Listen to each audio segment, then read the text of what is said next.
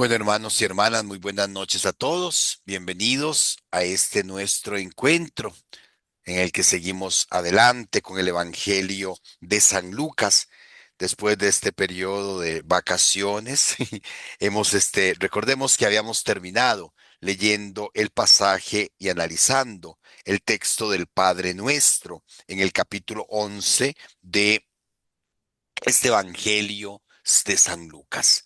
Y decíamos que el Padre Nuestro, tal y como nos lo presenta San Lucas, tenemos que entenderlo desde el tema de la paternidad. Dios es Padre. Dios es Padre y lo que nos permite entrar en comunión con Él y lo que nos permite tener esa actitud de plena confianza con Él es precisamente que somos sus hijos, que en Jesucristo Dios nos ha hecho hijos suyos. Continuamos un poquito con el tema de la oración, profundizando otros elementos que también San Lucas nos presenta en este capítulo 11. Por eso, como dice San Pablo, nadie puede invocar a Dios como Padre si no es a través del Espíritu Santo, pues pidámosle al Señor que nos ilumine en este ratito que vamos a meditar su palabra. En el nombre del Padre, del Hijo y del Espíritu Santo. Amén. Te alabamos y te bendecimos, Señor del cielo y de la tierra, por tu infinita bondad y tu misericordia. Te damos gracias por todos los favores y beneficios que recibimos de tus manos. Te damos gracias por el don de la vida. Te damos gracias porque nos permites reunirnos en tu nombre.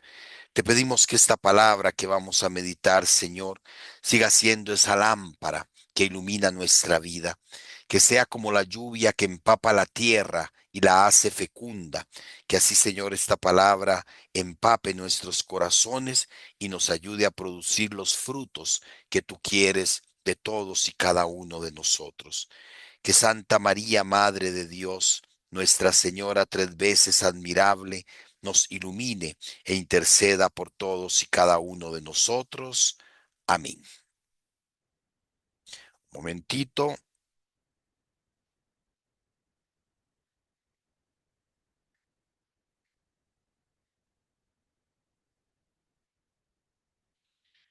un momentito, por favor, para ayudar a otra compañera.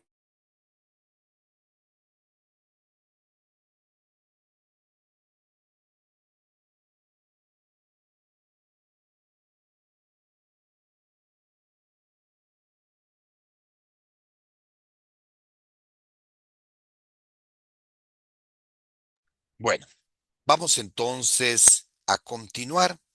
Después de la oración del Padre Nuestro, cuando los discípulos le dicen a Jesús, Señor, enséñanos a orar, como Juan enseñó a sus discípulos, y una vez que Jesús recita en el libro de San Lucas, en el Evangelio de San Lucas, decíamos la forma breve del Padre Nuestro, porque de las dos que tenemos, la de Marcos, la de Mateo y de Lucas, San Lucas presenta la versión más corta, digámoslo así, ¿verdad?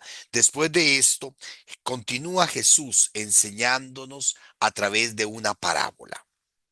Después de haber enseñado el Padre Nuestro, viene esta pequeña parábola del amigo inoportuno. Les dijo también, si uno de ustedes tiene un amigo y acudiendo a él a medianoche le dice, amigo, préstame 3 panes, porque ha llegado de viaje a mi casa un amigo mío y no tengo que ofrecerle, y aquel desde dentro le responde, no me molestes, la puerta ya está cerrada y mis hijos y yo estamos acostados, no puedo levantarme a dártelos, os aseguro que si no se levanta a dárselos por ser su amigo, al menos se levantará por su importunidad y les dará lo que necesite. Bueno,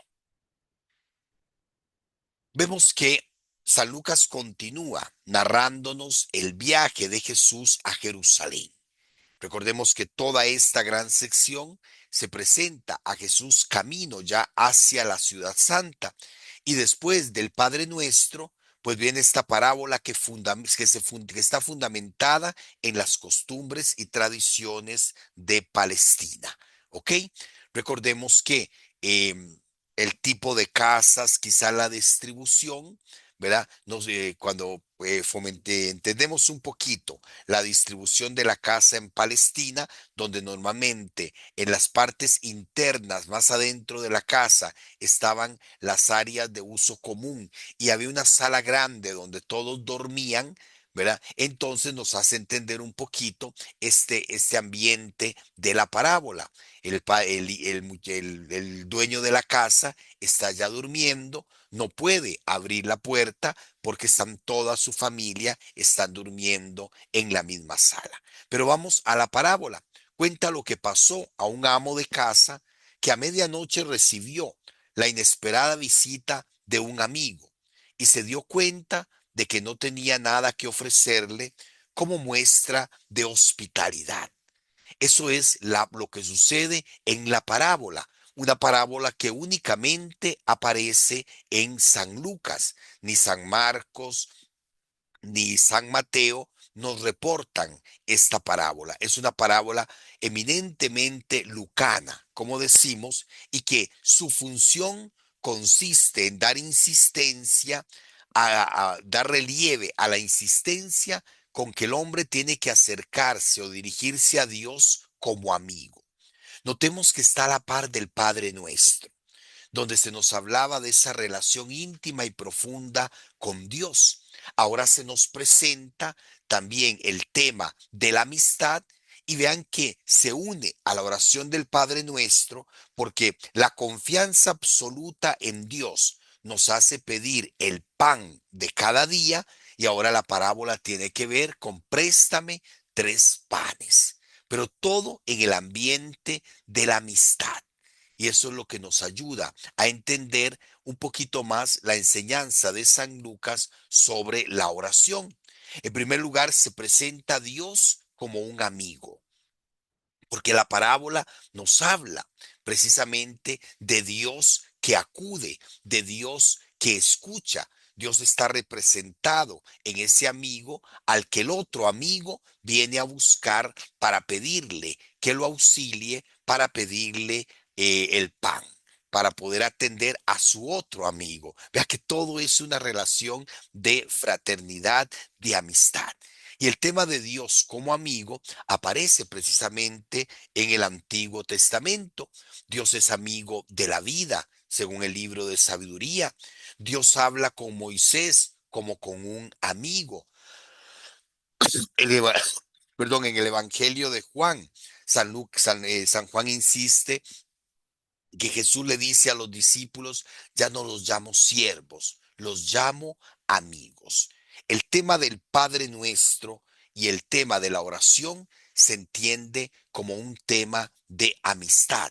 Por eso los grandes místicos, entre ellos Santa Teresa de Jesús, decía que la oración es un trato de amistad con quien sabemos nos ama.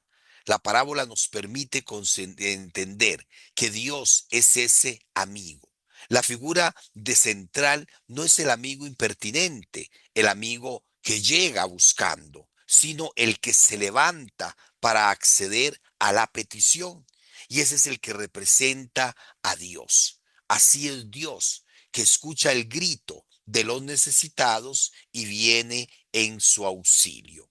Pero como observa este autor, ¿verdad? A Dios no hay necesidad de despertarlo o de halagarlo para que nos conceda lo que pedimos. Él ya es de por sí suficientemente generoso, incluso con los descreídos e ingratos, pero reserva sus bendiciones más exquisitas para los que saben valorarla y muestran su interés por ellas con una oración incansable. Entonces, este texto nos habla de Dios como amigo y de la necesidad de insistir en nuestra oración.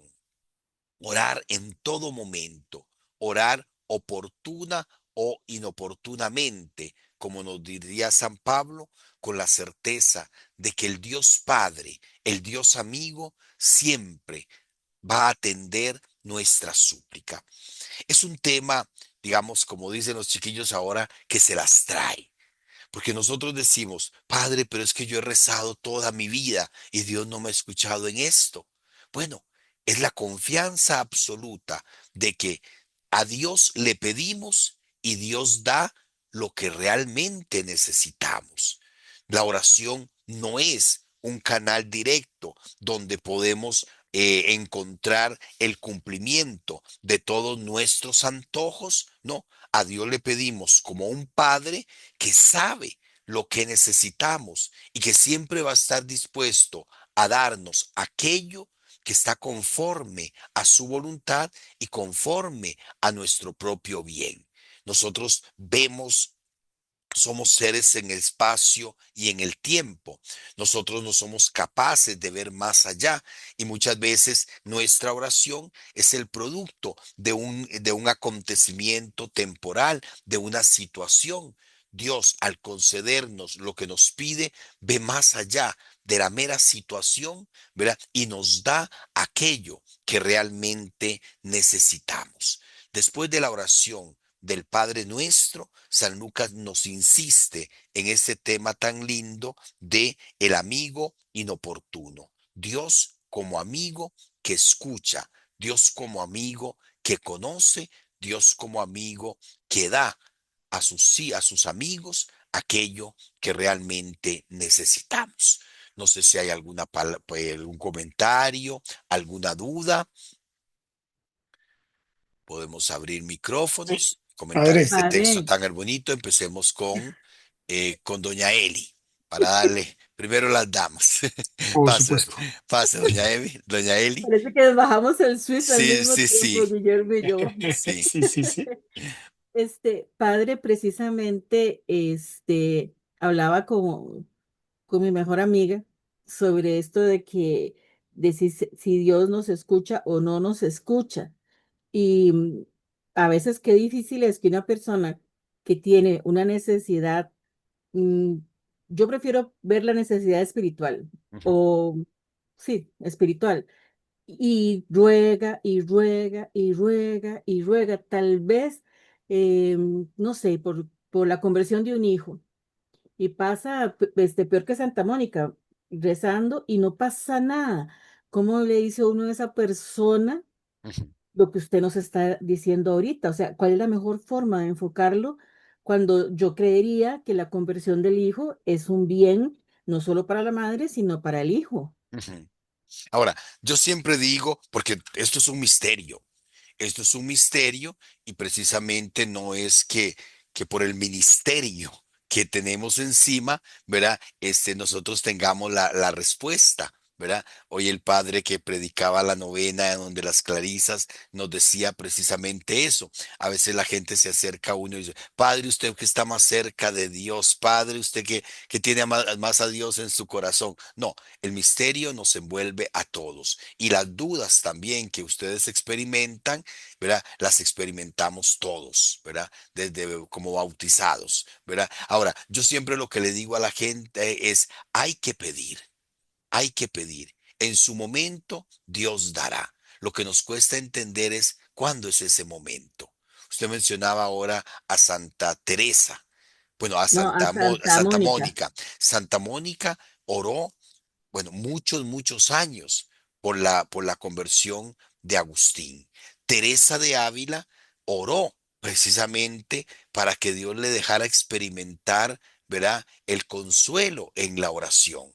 Y dice Santa Teresa que pasó más de 40 años sin sentir absolutamente nada en la oración, ni siquiera las ganas de orar, que lo único que hacía era rezar los salmos y rezar oraciones vocales porque no podía, no sentía estar en comunión con Dios. Y sin embargo, después de tanto tiempo y en su momento, Dios le da esa gracia. Entonces yo creo que sí, es un misterio y un misterio difícil, porque precisamente la oración nos acompaña normalmente en los momentos de dificultad.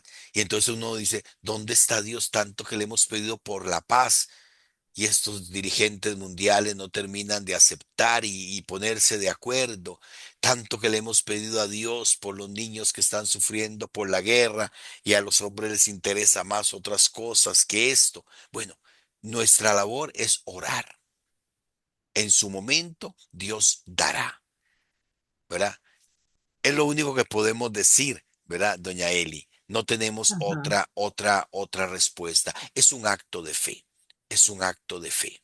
¿Ok? Bueno, incluso pudiera ser que lo que se pide no se alcanza. Yo recuerdo a mi mamá que ella nos decía que ella había orado por una persona no sé cuántos años, y ¿cómo se llama? Un tiempo no tan corto, pero sí antes de que ella Ujú. muriera, nos dijo que Dios la había escuchado y que eso que había durado tantísimos años y no era ni para ella, era Sí. para otra persona, ya había Pensemos, visto que se había cumplido. ahora que se mencionó a Santa Mónica, pensemos la oración que la expresión de San Ambrosio ante la oración de Santa Mónica y cuando Santa Mónica le expresaba precisamente a San Ambrosio, eso, he orado tantísimo por mi hijo, hasta he derramado lágrimas, le dice Mónica en un momento de dirección espiritual a San Ambrosio. ¿Y cuál es la respuesta del santo? No se va a perder el Las hijo de lágrimas de tantas un hombre. lágrimas, ¿verdad? Ujú. No se va a perder el hijo de tantas lágrimas. Yo creo que lo que nos cuesta a nosotros es entender el tiempo de Dios, que es una expresión que también no tiene sentido porque en Dios no hay tiempo, Es ¿verdad? correcto, y Pero lo que jamás vamos a entender. en su momento, Dios escuchará, ¿verdad? En su momento, Dios escuchará. ¿Ok? Ahora sí, Gracias, Padre. ahora sí, don Guillermo. Sí, señor, muchas gracias porque tocó este tema que yo mira que siempre había tenido una duda con respecto a este versículo, porque yo decía, bueno, voy a seguir orando, porque si no me contesta por las buenas, seguramente me va a contestar por las malas. Por tanto, insistirle, ¿verdad? Como el pasaje también de la Biblia, que de no sé qué evangelio, una mujer De la le mujer, llega a pedirle justicia a un juez que no, ¿verdad? la viuda y el juez injusto. Ajá. Entonces me aclara perfectamente ahora que Dios es Padre, que siempre está con nosotros, que Él no duerme, que Él no se cansa y siempre nos cuida. Entonces verlo, el pasaje desde una perspectiva de que Dios siempre nos va Ujú. a bendecir con lo que realmente Sí, necesitamos y que muchas veces no sabemos pedir. ok. En el capítulo 12, que esperamos ver pronto, nos vamos a encontrar con aquellos pasajes de pedid y se os dará, buscad y hallaréis, ¿verdad? Que tenemos que Sí. venir a completar precisamente este. Pero a la par de este texto viene el que sigue, la eficacia de la oración. Es este precisamente. Yo os digo, pedid y se os dará. Buscad y hallaréis, llamad y se os abrirá, porque todo el que pide recibe, el que busca halla, y al que llama se le abrirá. Inmediatamente aclara el Señor, ¿qué padre hay entre vosotros que si su hijo le pide un pez, en lugar de un pez le da una culebra? ¿O si le pide un huevo, le da un escorpión? Si pues vosotros siendo malos sabéis dar cosas buenas a vuestros hijos, cuanto más el Padre del cielo dará el Espíritu a los que se lo pidan. Veamos que Jesús insiste, es una enseñanza, casi que una orden. Pedir, buscar y llamar, con la convicción profunda de dar relieve al tema de la perseverancia en la oración. Aquí se me ocurre pensar también en que cuando nosotros oramos y cuando tenemos esos casos difíciles en los que necesitamos orar y orar y orar, cuidado y no, esa oración que estamos haciendo o esa situación que estamos viviendo nos está ayudando más que por lo que pedimos, nos está ayudando más a nosotros a permanecer en comunión con Dios. Pensemos una cosa, y se me ocurre verlo, ¿verdad? Se me está ocurriendo en este momento. Si yo le pido al Señor, Señor, que venga la paz, inmediatamente el Señor hace, plum, paz, paz en todo el mundo, yo dejo de pedir por la paz. Y al dejar de pedir, dejo de fomentar la oración. Muchas veces esas cruces de la oración que llevamos encima, lo que hacen es ayudarnos a mantener ardiente nuestro corazón, ardiente nuestra relación con Dios. Vean que Jesús insiste, piden, busquen y llamen. Y Él nos da una respuesta. Se les dará, hallarán y se les abrirá. Es la eficacia de la oración. Notemos que el Señor no habla de una cuestión inmediata. No habla de la inmediatez de lo que pedimos en la oración. Habla de la eficacia y sobre todo la eficacia de la oración fundamentada en la paternidad divina, porque Dios es el Padre. Por eso el fundamento de nuestra confianza y la eficacia de nuestra oración es precisamente saber que Dios es Padre, saber que Dios nos ama, saber que Dios no es indiferente a nuestras situaciones y sobre todo saber que cuanto lo que más tenemos que pedirle al Señor es precisamente el Espíritu Santo, aquel que nos va guiando, aquel que nos va modelando, aquel que nos va ayudando a entender y a discernir las situaciones.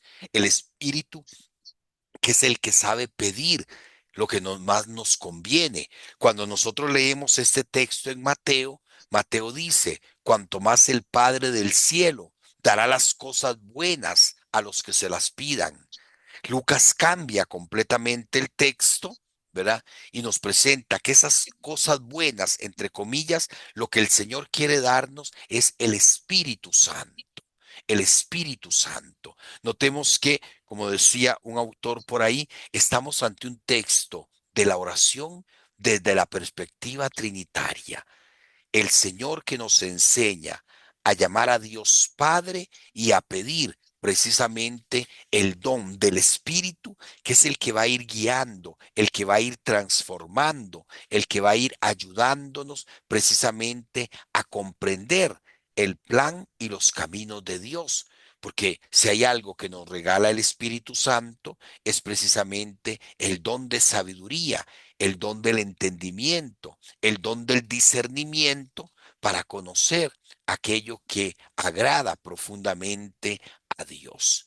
Vean que entonces son tres textos que hay que leerlos íntimamente unidos. En la oración del Padre Nuestro, Dios como amigo que escucha y esa necesidad que nosotros tenemos de pedir, ¿verdad? Sabiendo que lo que Dios nos quiere conceder siempre es precisamente la gracia del Espíritu Santo. ¿Comentarios? ¿Preguntas?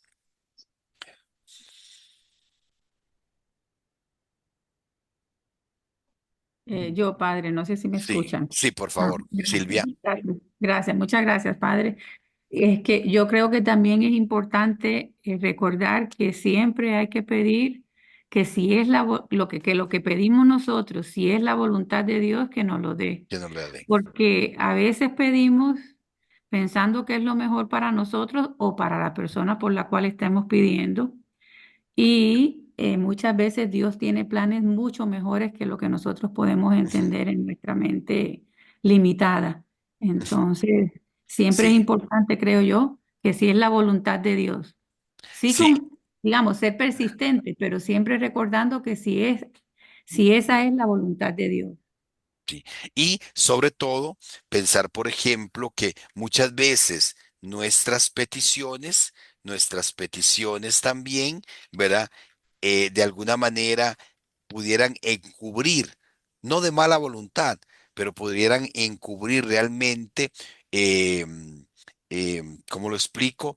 Podrían encubrir realmente una perspectiva completamente distinta. Estoy pensando, Señor, pega- que me, que me pegue la lotería, ayúdame que me pegue la lotería para ayudar a tales personas que lo necesitan.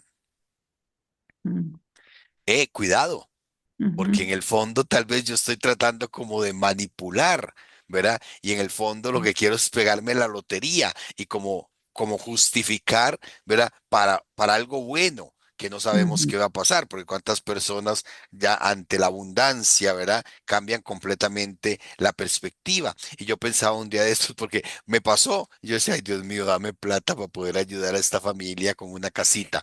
Y yo decía, bueno, es que no es en este momento, ¿verdad? Y además, puedo hacerlo sin necesidad de pegarme la lotería. Aunque no pueda darlo todo, puedo ayudar en algo para que esta familia pueda seguir adelante. ¿Verdad? Ujú. ¿Verdad? Entonces, como les digo, es todo un misterio, pero también es una realidad muy linda. Vivir nuestra vida con la confianza puesta en las manos de Dios. ¿Verdad? Yo siempre trato de Padre, grabarme eso, ¿verdad? Tengo que seguir pidiendo, tengo que seguir buscando, tengo que seguir llamando, porque en el fondo Dios es el que realmente, Dios es el que realmente nos sostiene nuestra existencia. Ajá, Padre, y a veces sucede que lo que pedimos se llega a realizar después de haber fallecido uno. exacto. Bueno, ¿verdad? Pablo siembra, Apolo riega, pero es Cristo el que recoge. Es Cristo el que recoge, ¿verdad? La vida de los santos está marcada por eso, ¿verdad? El tema de la oración, el tema de la intercesión, hay que entenderlo también muchas veces desde el tema de la oblación, el ofrecerse uno a Dios, el sufrimiento. Pensemos, por ejemplo, en la vida de tantos santos que aun haciendo cosas buenísimas, santos, sufrieron la misma persecución, incluso la misma persecución dentro de la iglesia. ¿Verdad? La incomprensión, pensemos, por ejemplo, en el Padre Pío. Cuánto bien hacía el Padre Pío en el confesionario. Cuántas horas pasaba el Padre Pío en el confesionario. Y de un momento a otro, ¿verdad? La iglesia le prohíbe confesar, le prohíbe celebrar la misa públicamente. Y lo que significó esa prueba para él, y sin embargo, perseveró, obedeciendo, ¿verdad? En lo que se le impuso, siguió perseverando y perseverando hasta que volvió a salir la luz del sol en medio de las tinieblas. ¿Ok? La oración hay que vivirla desde la oblación. No solo pido a Dios, sino que me ofrezco también a Dios. ¿Preguntas, don Guillermo? Sí, padre, bueno, yo entiendo bien que la oración que uno hace tiene que estar alineada, por decirlo de alguna forma, con la voluntad de Dios. A veces estamos orando en intercesión de la salud de alguna persona, ¿verdad? Ujú, Y nosotros sabemos muy bien, o al menos yo lo entiendo, que en el tema de la salud, nuestro Señor Jesucristo fue herido y Él pagó el precio de nuestra salud. Entonces yo entiendo que esa petición que estoy haciendo está en concordancia con la voluntad de Dios. Pero ya sabemos que muchas veces no vemos el resultado de una sanidad, incluso la persona muere, porque Dios es soberano y Él sabe lo que hace y Él sabe qué es lo mejor. ujú. Pero yo estoy pidiendo algo que para mí estaba unido a su voluntad. Sí, nada, Entonces, diga, nada más te remito a que la palabra salud, ¿verdad? Es la ¿eh? misma palabra que salvación. Ok, En latín, salus es salud, ¿verdad? O salvación. Entonces, yo pido por la salud de una persona, la persona muere, Dios no me escuchó, ¿no? En su plan infinito, en su misericordia, Dios le está dando la salud por excelencia, que es la bien, salvación, ¿verdad? ¿Y qué es la salud? Liberarse, digámoslo así, humanamente hablando, ¿qué es la salud, Guillermo? Liberarnos de la enfermedad. Y la mayor liberación que nosotros vamos a claro, tener de todos los males que nos agobien es precisamente alcanzar la plenitud de la vida eterna. Entonces, yo, por ejemplo, padre, es que yo le pedí a Dios que mi abuelita se sanara. Sí, y claro, Dios te escuchó. Ahora, vos ujú, querías que tu abuelita continuara aquí en este mundo. Dios quiso darle la plenitud y la salud eterna en el cielo, que es para donde vamos todos. ¿verdad? Es precisamente, claro. yo creo que es precisamente no perder la dimensión de que somos peregrinos. Recordemos que como Jesús vamos de camino hacia Jerusalén.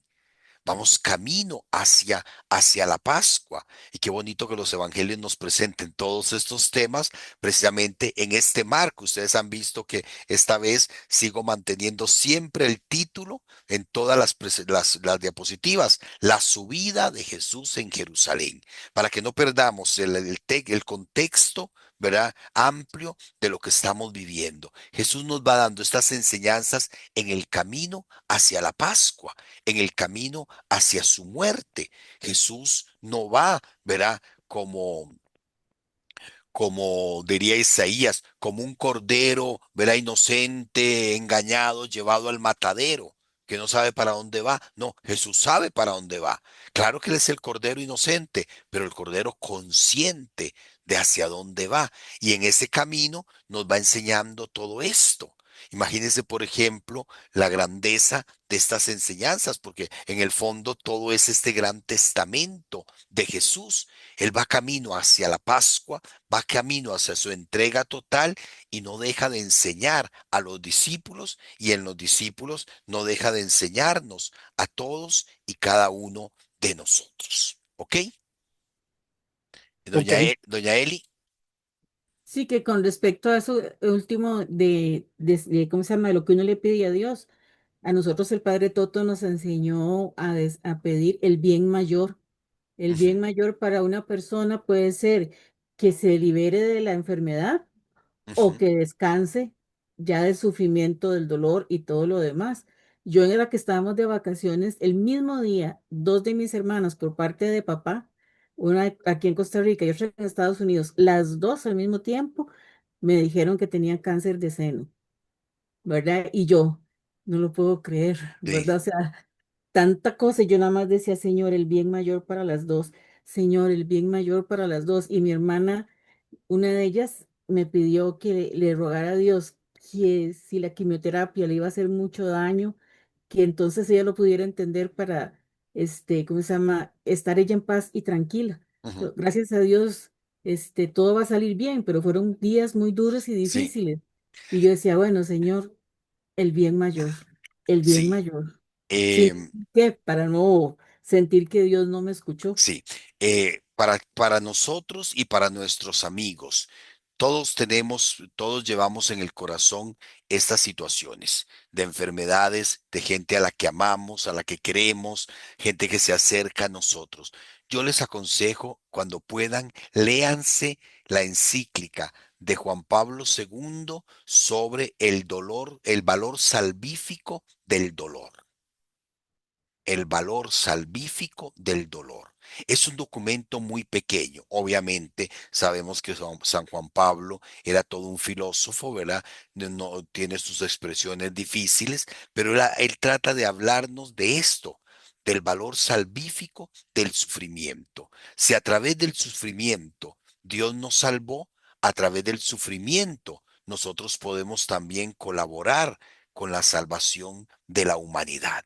Cuando me toca visitar a un enfermo, una persona tal vez ya completamente incapacitada en su cama, ¿verdad? Y lo primero que la gente, ¿verdad? Lo primero que la gente dice, y sobre todo, o muchos adultos mayores me dicen, padre, es que me siento inútil de estar aquí en esta cama. Padre, es que me siento inútil, no puedo hacer lo que hacía antes. Y yo le digo, ¿usted sabe cuándo se sintió Jesús más inútil? Cuando estaba en la cruz. Y en ese momento nos estaba salvando. Son las ideas que San Juan Pablo da en esta encíclica, el valor salvífico del sufrimiento. Un documento extraordinario que nos ayuda a entender precisamente eso, siempre en el contexto también de la oración. ¿Ok? Bueno, sigamos con otro texto. Inmediatamente, ¿verdad? Viene este texto de la controversia sobre el poder de Belcebú. ¿Alguno que lo lea, por favor, para descansar yo un poquito la garganta Lo leo, y lo padre. comente? Por favor, don Andrés. Jesús estaba expulsando a un demonio que era mudo. Apenas salió el demonio, el mudo empezó a hablar. La muchedumbre quedó admirada, pero algunos de ellos decían, este expulsa a los demonios por el poder de Belcebú, el príncipe de los demonios. Otros, para ponerlo a prueba, exigían de él un signo que viniera del cielo. Jesús, que conocía sus pensamientos, les dijo, un reino donde hay luchas internas va a la ruina, y sus casas caen una sobre otra. Si Satanás lucha contra sí mismo, ¿cómo podrá subsistir su reino? Porque, como ustedes dicen, yo expulso a los demonios con el poder de Belzebul. Si yo expulso a los demonios con el poder de Belzebul, ¿con qué poder los expulsan los discípulos de ustedes?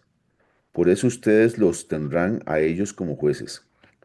Pero si yo expulso a los demonios con la fuerza del dedo de Dios, quiere decir el reino de Dios ha llegado a ustedes. Cuando un hombre fuerte y bien armado hace guarda en su palacio, todas sus posesiones están seguras. Pero si viene otro más fuerte que él y lo domina, le quita el arma en la que confiaba y reparte sus bienes. El que no está conmigo está contra mí, y el que no recoge conmigo desparrama. Muy bien. Bueno, veamos que algunas consideraciones de este texto, que no es un texto obviamente fácil. El contexto, Jesús vuelve a realizar un exorcismo, ¿verdad? Se está hablando, veníamos hablando de la oración. Veníamos hablando de la oración, del Dios Padre, del Dios Providente, de la necesidad de perseverar en la oración. Y ahora, ¿verdad? Se vuelve, vienen como contexto, Jesús vuelve a realizar un exorcismo. Se da también la admiración de la gente, ¿verdad? El demonio, ¿verdad? El demonio huyó, el mudo volvió a hablar y la gente quedó admirada de este acontecimiento. Sin embargo, viene la acusación.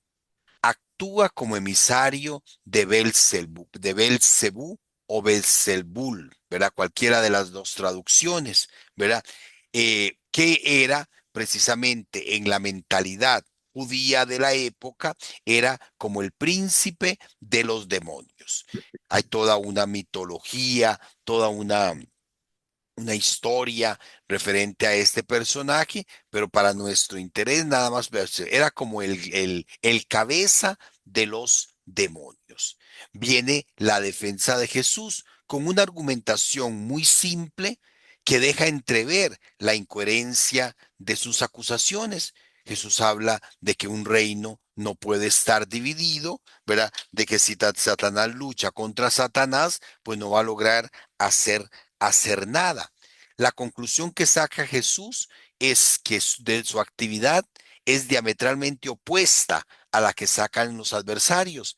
Los adversarios hablan de un poder que de Jesús que está actuando en nombre de Belzebú. Jesús viene a decir que no, sus acciones no manifiestan una alianza con el mal, sino todo lo contrario, revelan que la poderosa actuación de Dios en la historia humana. Jesús no expulsa los demonios por el poder del demonio, expulsa a los demonios por el dedo de Dios, por la fuerza de Dios, por la gracia de Dios que se ha hecho presente en él, que en realidad él es el reino, la presencia de Dios actuante en medio de nosotros. Cuando Jesús cuando habla referencia a de un hombre fuerte y bien armado, ¿verdad? Que guarda la entrada de su casa, ese es Satanás.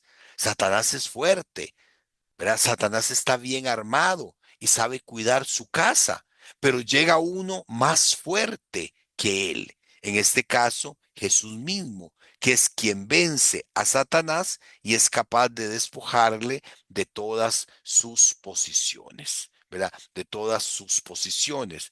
Continúa el texto, ¿verdad? Con esta expresión muy difícil, el que no está contra mí, el que no está conmigo, está contra mí, el que no recoge conmigo, desparrama. Precisamente, el que no quiere vencer el mal conmigo es porque está en favor del mal. Solamente con Jesús, ¿verdad? Y solamente estando con Jesús, vamos entonces a lograr vencer la fuerza y el poder del mal. ¿Ok? ¿Preguntas? ¿Comentarios? ¿Dudas?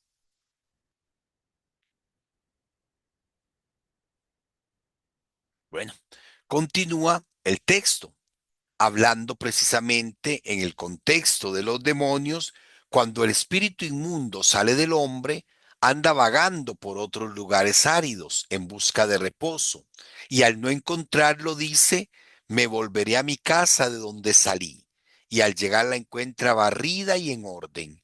Entonces va y toma otros 7 de espíritus peores que entran y se instalan allí, y al final de aquel hombre viene a ser, el final del hombre, de aquel hombre viene a ser peor que el principio.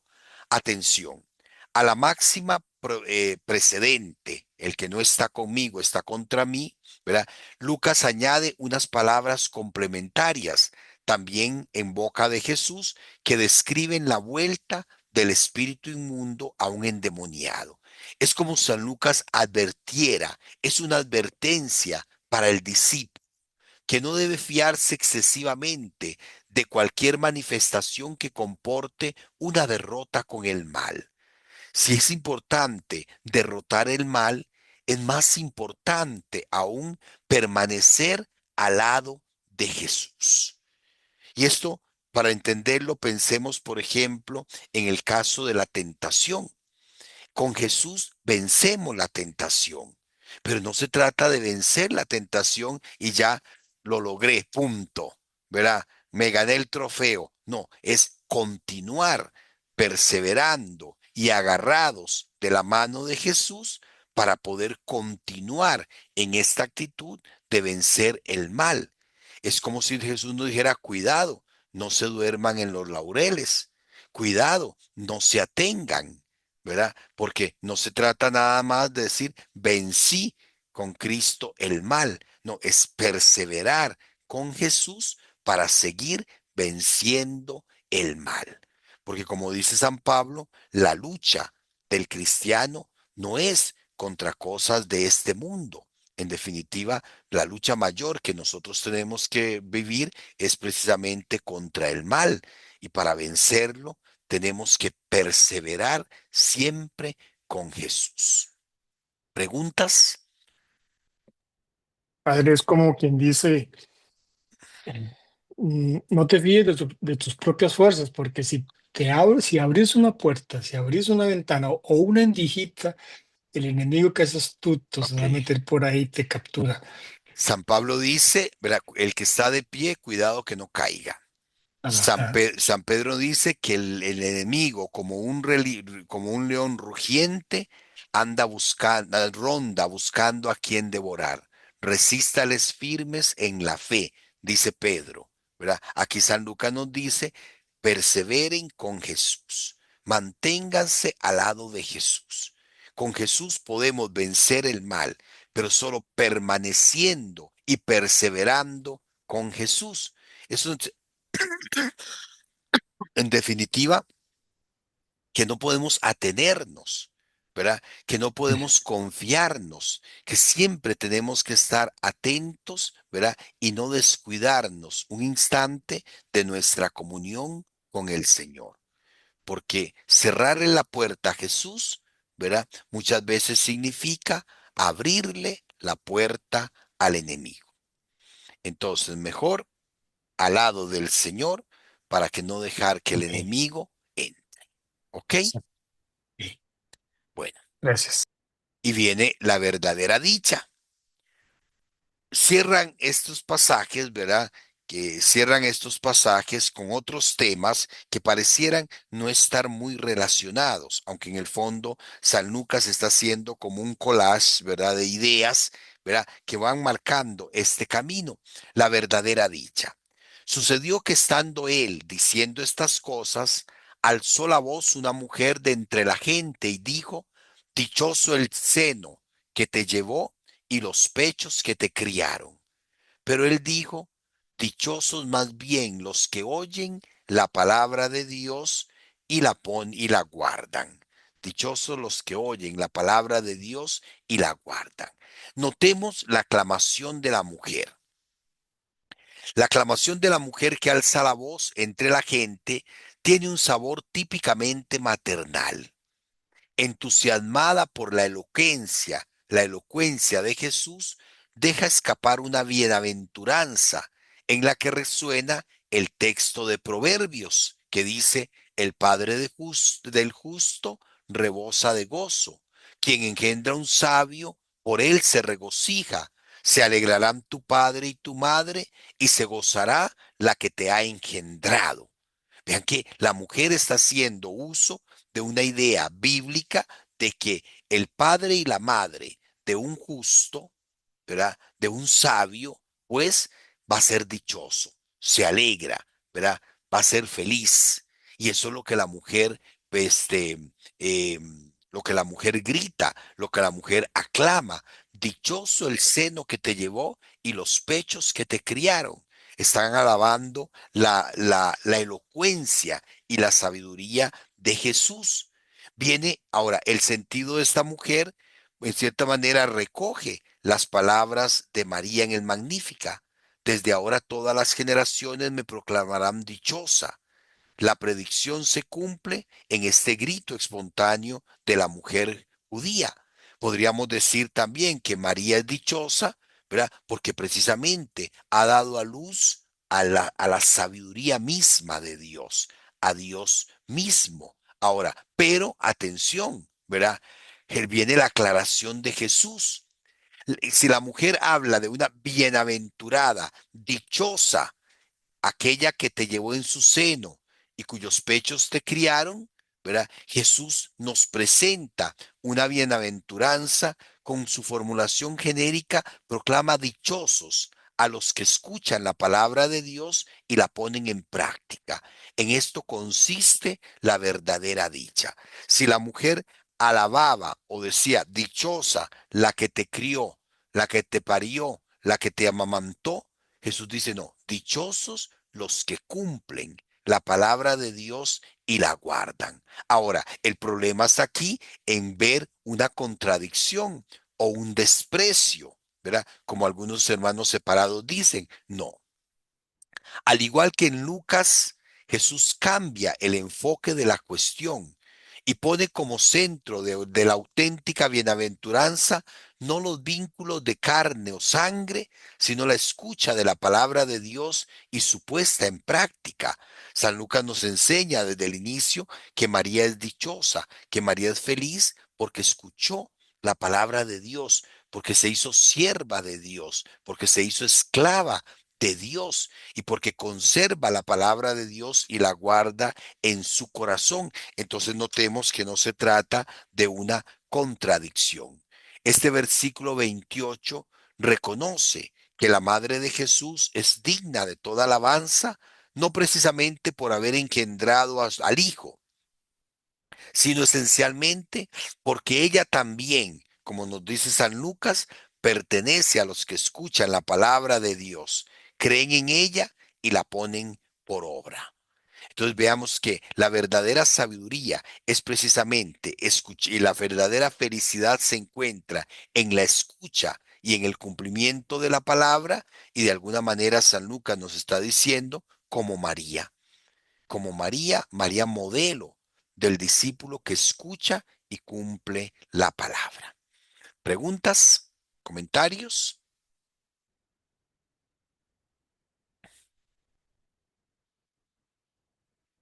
¿Ninguno? Bueno, viene después otro texto, ¿verdad? La señal de Jonás. ¿Alguno que lo lea, por favor?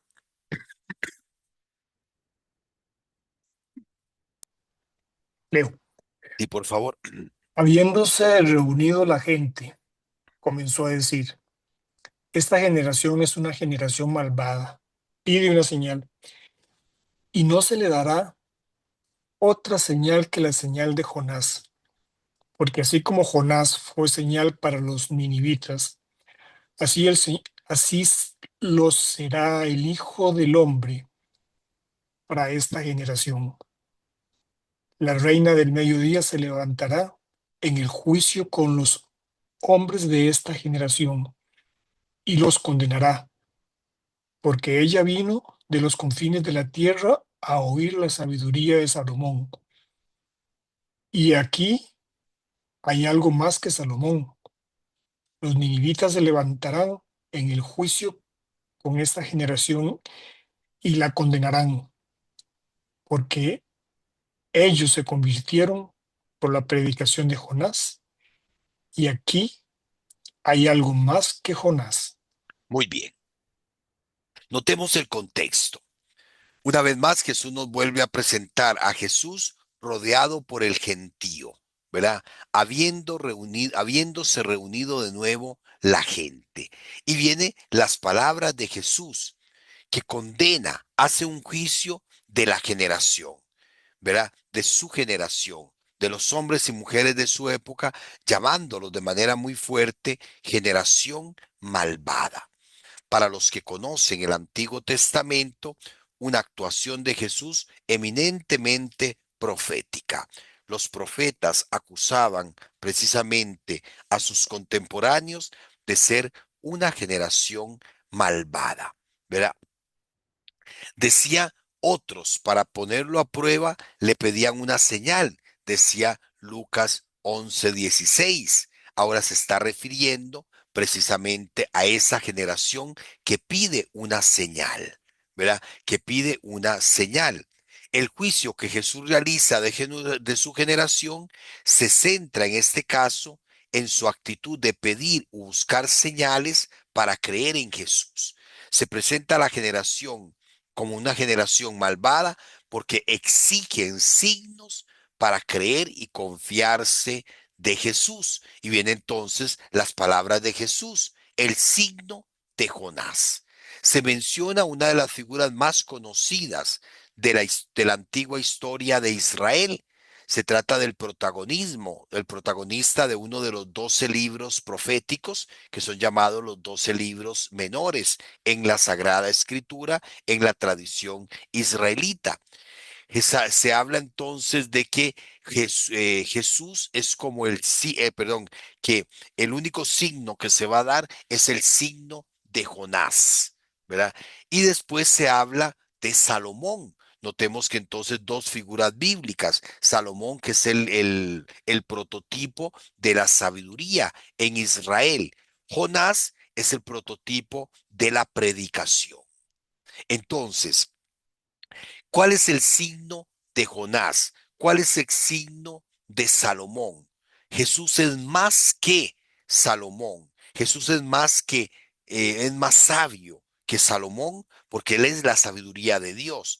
Y Jesús es más que Jonás porque precisamente Jesús no solamente ha sido enviado a anunciar el evangelio, sino porque él mismo es el evangelio. En ese sentido, igual que Jonás, un profeta enviado desde lejos para predicar la conversión a los hombres de Nínive, Jesús se presenta a esta generación como la auténtica sabiduría de Dios y el verdadero predicador de la salvación.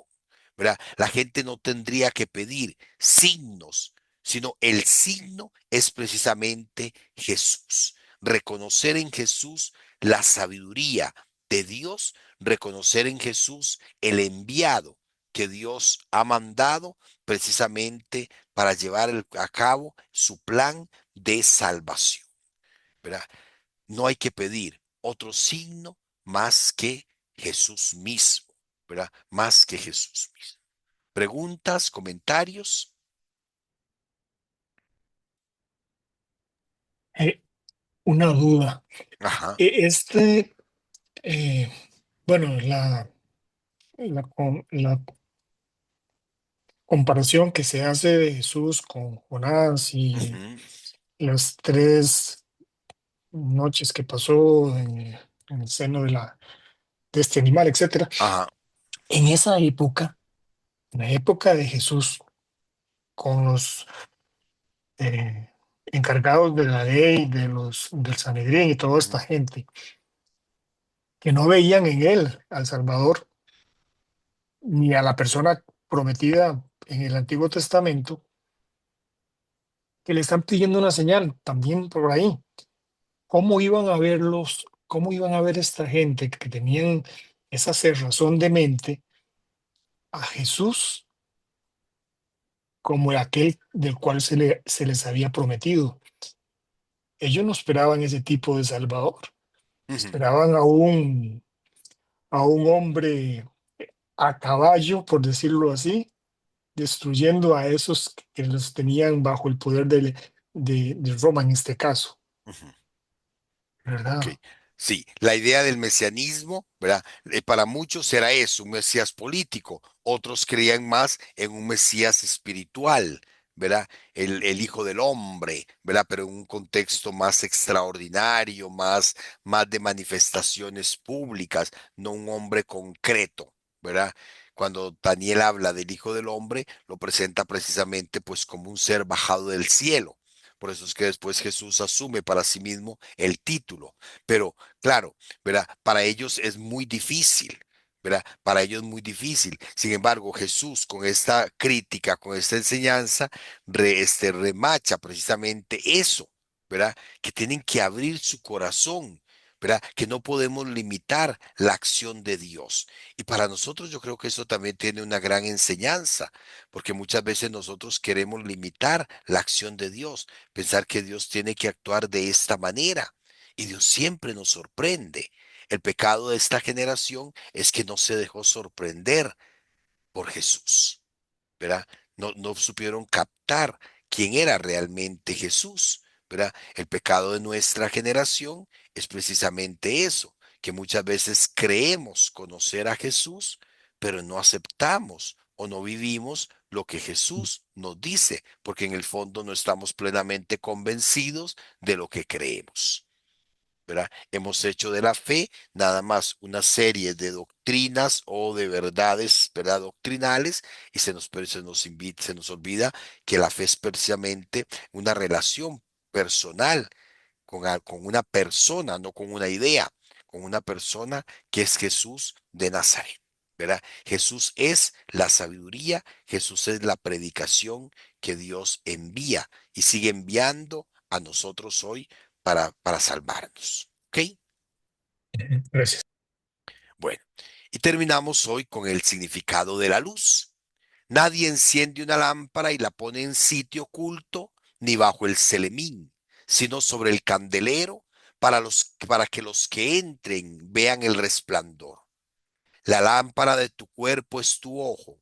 Cuando tu ojo está sano, también todo tu cuerpo está luminoso.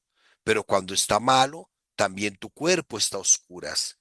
Mira pues que la luz que hay en ti no sea oscuridad.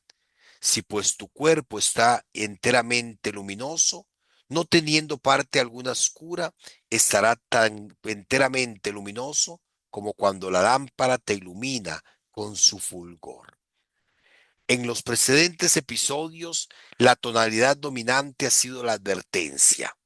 Jesús ha venido advirtiéndonos, ¿verdad? De perseverar con Él, de pedir todo esto. Ahora, en estas máximas que vienen, no está directamente relacionadas con las anteriores porque están extraídas de contextos independientes. Aquí sí tenemos que reconocer que la redacción de Lucas nos pierde un poquito porque no tenemos como esa continuidad. San Lucas está tomando materiales, ¿verdad? Y los va metiendo, ¿verdad? Sin embargo, estas se agrupan en torno a la luz, con los efectos de claridad y oscuridad. Las correspondencias verbales, lámpara, luz, configuran el episodio en una pequeña unidad intrínseca, una pequeña unidad. Jesús es más que Salomón. Jesús es más que Jonás, porque Jesús es la luz para esta generación que pide signos. En ese sentido, ¿verdad? Jesús es más, es la sabiduría, la predicación de Dios, es la luz que viene a iluminar. En la persona de Jesús, la luz es una realidad ya presente. Ya no se necesita otra señal que venga del cielo para corroborar la autenticidad de su misión. Jesús es la luz no es una realidad oculta, sino una que irradia su resplandor. No es porque en sí esté escondida o se haya apagado, sino porque los hombres de esta generación no tienen una mirada limpia y están inmersos en las tinieblas al no ser capaces, no han sido capaces de reconocer, no han sido capaces de que la luz de Cristo entre en ellos y por eso continúan en tinieblas como una generación malvada. Si Jesús es más que Salomón, si Jesús es más que Jonás, Jesús es la verdadera luz que viene a iluminar la vida del ser humano. Porque entonces vean, muchas veces este texto lo interpretamos como para nosotros, ¿verdad? No, en primer lugar, se está hablando de Jesús es la luz. Dios ha encendido la lámpara de Jesús y la ha puesto en un lugar que se vea. Y nosotros estamos llamados precisamente a que nuestros ojos dejen entrar esa luz que es Jesús en nuestra vida. Jesús es la luz que ilumina las tinieblas. San Juan lo dice de manera muy clara en el capítulo 8, versículo 12. Yo soy la luz del mundo. El que me sigue no camina en tinieblas, sino que tendrá la luz de la vida. ¿Ok? Bueno. Viene después otro texto un poquito más largo, pero bueno, vamos a dejarlo aquí, ¿verdad? Para que entonces podamos meditar en estos días, todos estos desde el Padre Nuestro hasta este signo o dichos, perdón, esta pequeña parábola de la luz, para de hoy en 8, si Dios lo permite, terminar el capítulo 11 y entrar en el capítulo 12, donde se nos van a dar una serie de consejos, de máximas que nos ayudan precisamente a seguir a Jesús por el camino hacia la cruz. Gloria al Padre, al Hijo y al Espíritu Santo, como Como era en era el principio, En el ahora y principio, ahora y siempre, siempre, por por los los siglos de los siglos de los siglos. siglos. Amén. Amén.